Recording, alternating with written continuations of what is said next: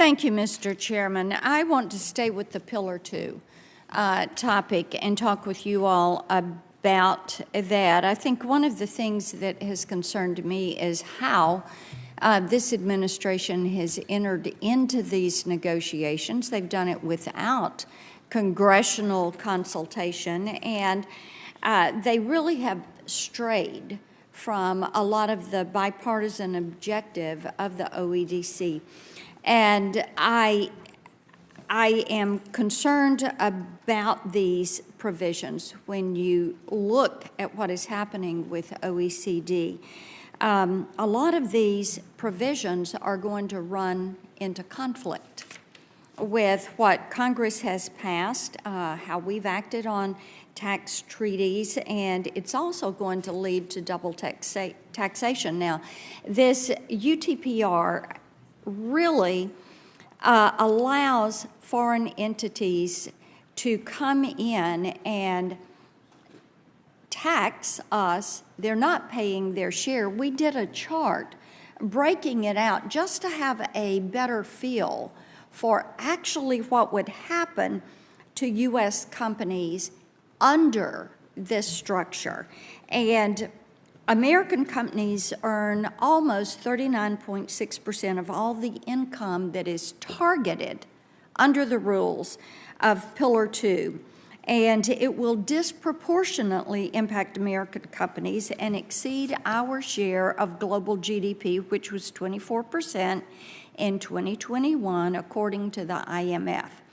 When you look at other countries and how those countries are going to fare, Chinese multinationals account for 7.6% of the income that UTPR could target. French multinationals, 2.9%. German multinationals, 1.6%, respectively. They account for 17.9%, 3.1%, 4.5% of GDP. No other foreign country has a more disproportionate share of income targeted by GDP share.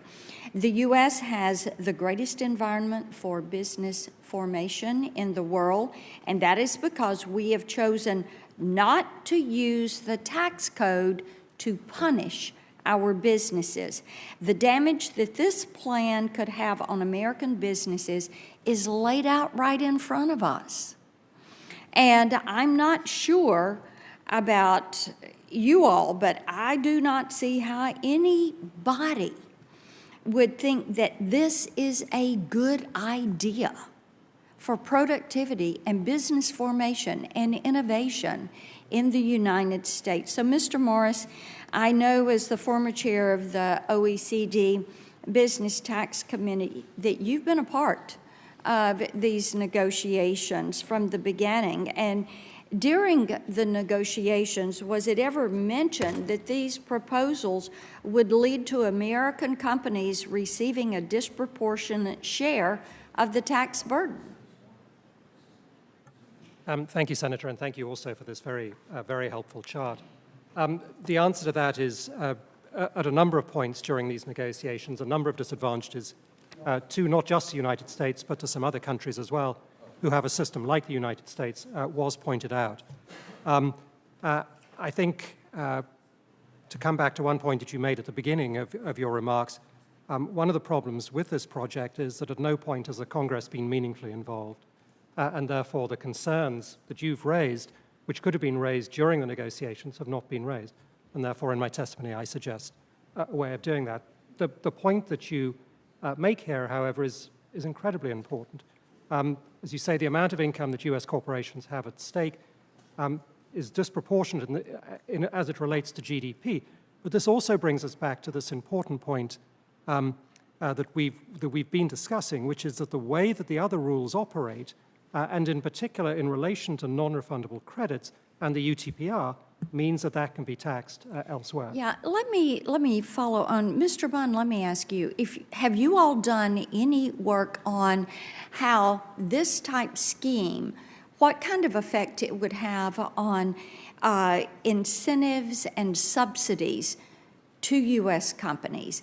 And also, have you all looked at the effect of this GMT, the effect of this chart on businesses in particular states, like businesses in Tennessee, because when I'm out and about in Tennessee, I hear a lot about the fears of GMT, the fears of Pillar 2, the fears of the UTPR, what that is going to do to companies. Thank you for the question, Senator. Our work is ongoing. We are trying to identify the U.S. tax base risk or at risk to the UTPR. And I'd say another set of challenges that companies are facing right now is just the complexity of it.